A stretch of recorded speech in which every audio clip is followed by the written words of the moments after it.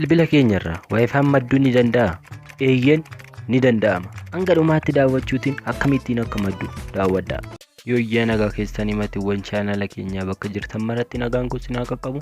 Haraas immoo viidiyoo ajaa'ibaatii walitti deebinee jirra jechuudha. Viidiyoo kana akka jaalattan dhibbatti namanaa jechuudha. Viidiyoo kana keessatti kan waliin ilaallu Wi-Fi bilbila keessanirraa akkamittiin akka maddisiisuu dandeessanidha jechuudha.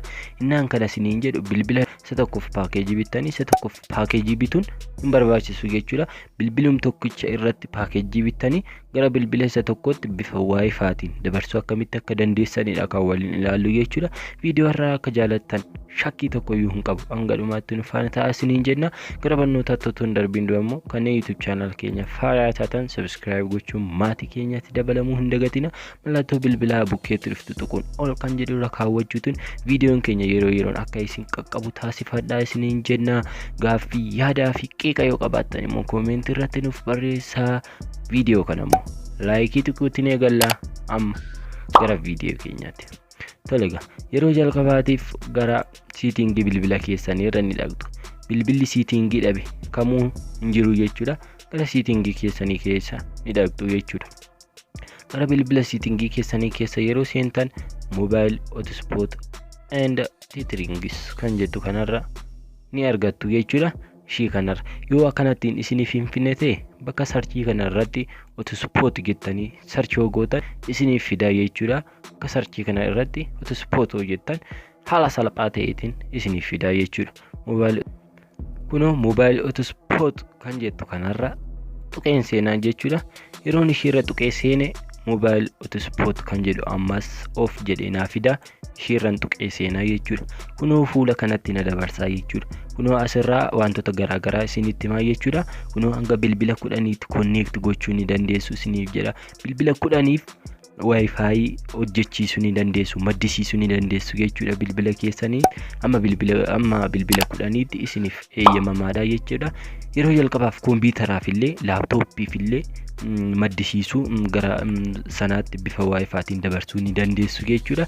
Yeroo akkanatti seentan kunoo asirraa allow devices only isa jedhu irraa allow all devices kan jedhu kanarra ni keessu jechuudha. Kanan gootan taanaan isiniif hin hojjetu jechuudha. Erga ishii gootaniin booda kunoo asirraa more kan jedhu kanarra tuqxu. Isiniif tuq sadeedhaan isiniif fiduu danda'a. Rakkoon qabu ishiirra ni tuqxu. Erga irra tuqxaniin booda kunoo asirraa timeout settings kan jedhu kanarra isa tokkoof ni tuqxu. Kunoo asirraa automatically display mobile hotspot if there are no connected devices kan jedhu kanadha. Kuni automatikiin isaa ammamaa ta'u daqiiqaa 5tti connectaa ta'u moo 10tti 60tti ammamitti akka jedhudha. Kan barbaadan irra kaawwachuu ni dandeessu jechuudha. Kun immoo baay'ee murteessaadha jechuudha. Yookaan immoo daqiiqaa kamuu lakkaa'uu hin barbaachisu yoo jettan never time out kan jedhu kanarra kaawwachuu dandeessu. An daqiiqaan 5 nagaa jechuudha. Ammas mooriitti yookaan immoo tuqsadee kan keessanitti ni deebitu.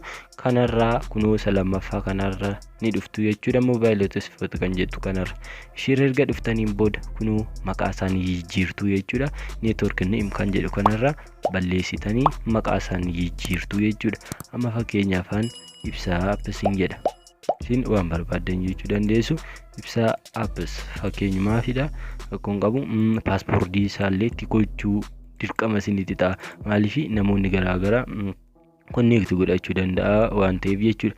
Erga akkas gootaniin booda kunoo gadi siqxanii security kan jettu kana irra kunoo ni tuqxu. Open gootu kunoo isa lammaffaa kanarra ni kaawwattu.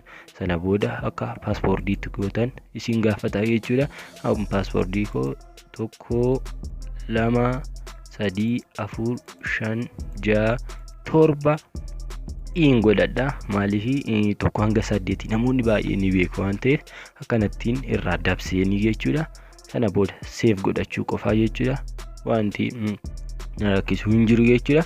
Kanuma jechuudha. Save hantuqaa jechuudha. Ergan save godhe kunoo paaspoortii koo asitti natti himaa. Namoota hanga 10f illee share gochuu nan danda'a jechuudha. Ofiifis illee fayyadama, namootaafis illee share gochuu nan danda'a jechuudha. Bilbila keessanirra haala kanaatiin Wi-Fi maddisiisuu ni dandeessu jechuudha.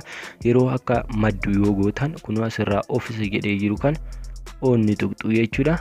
Sana booda madduu ni jalqabaa jechuudha. Gara bilbilootaatti ni deema jechuudha. Paaspoortii keessan fa'aa wantoota garaagaraa information asirra isiniif ka'a jechuudha. Bilbiloonni garaagaraa bukkee keessan jiran illee yoo jiraate connect itti ta'a jechuudha. Sin asirraa daataa qofa banuudha. Sana booda bilbila isa tokko irratti connect taanaan fayyadamuu qofadha jechuudha. YouTube, Telegram, Facebook waan hundayyuu isiniif hojjeta. Download isiniif godha jechuudha. Haala kanaatiin bilbila keessan irraa Wi-Fi maddisiisuu ni dandeessu jechuudha. Barnoonni irraa akka isinitti tole abdii guutuudha kanan qabu. Hangasitti waan faana taataniif guddaa galatoomaa isiniin jenna. Next video ibidda ta'eetiin hanga walitti deebinutti naganaaf ta'a. Subscribe godhaatiin eega. Video kanas immoo share, like gochuun hin dagatina.